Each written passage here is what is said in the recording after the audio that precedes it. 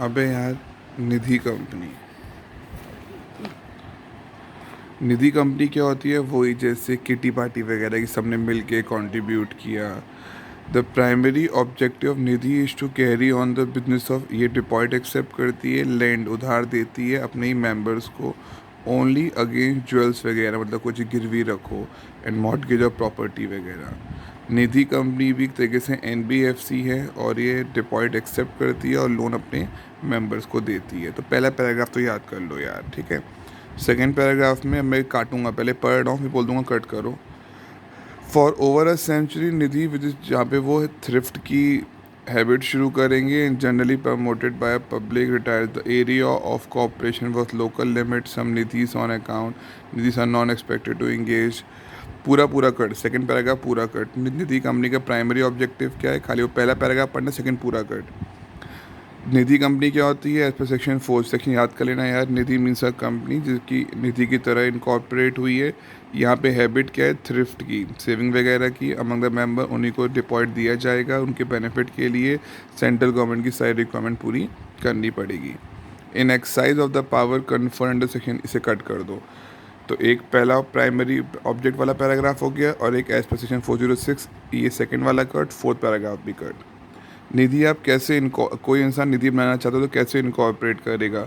Nidhi company is to be incorporated under companies act, वो एक public company होनी चाहिए और minimum paid up capital 5 lakh, ये इसकी मिनिमम रिक्वायरमेंट है। ये प्रेफरेंशियल इशू नहीं कर सकती।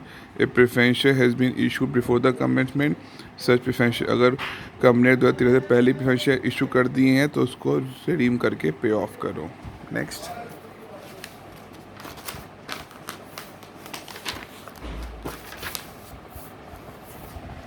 नेक्स्ट है, no Nidhi shall have any object other than, इनका यही ऑब्जेक्टिव होगा थ्रिफ्ट एंड सेविंग का, उन्हीं को पैसा देगी।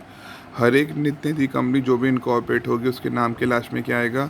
निधि लिमिटेड वर्ड आएगा नाम के लास्ट में। Requirement for minimum number of member वगैरह कहते हैं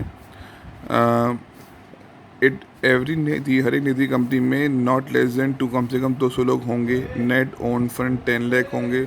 अनएनकम्बर्ड टर्म डिपॉजिट, मतलब जो गिरवी वाले डिपॉजिट, जिन लोगों ने पैसा डिपॉजिट कर रखा है वो कहीं गिरवी रखा नहीं जाएगा और कम से कम 10% वो होगा। Ratio of net own fund कितना होगा?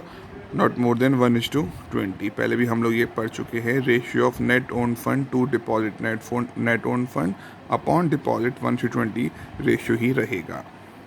नेट ओन फंड का मतलब paid up equity share capital plus free reserve minus जितने भी लॉसेस है, माइनस जितने भी इंटेंजिबल एसेट्स हैं, और जितने भी इशू ऑफ प्रेफरेंस शेयर से प्रोसीड्स है, मतलब जो प्रेफरेंस शेयर कैपिटल है वो इसका पार्ट नहीं होगा।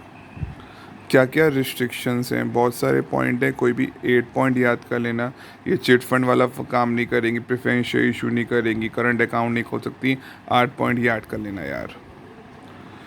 एवरी निधि इक्विटी शेयर इशू करेगी नॉट लेस देन 10, अच्छा मतलब फेस वैल्यू भी तय है, 10 रुपये से कम नहीं होगी। कभी कोई सर्विस चार्ज नहीं होगा। एवरी निधि शेयर, मतलब एटलीस्ट हम मिनिमम और 10, हर एक को कम से कम 10 इक्विटी शेयर दिए जाएंगे, मतलब 100 रुपये, क्योंकि एक शेयर 10 का होगा तो कम से कम 10 इक्विटी शेयर इशू होंगे, तो 100 रुपये हो गए। It may be noted that a saving account holder and a recurring deposit account holder shell hold, जो सेविंग अकाउंट होल्डर है और रेकरिंग डिपॉजिट होल्डर वाले हैं, दे shell hold at least 1 equity shares of ₹10। पक्का? नेक्स्ट।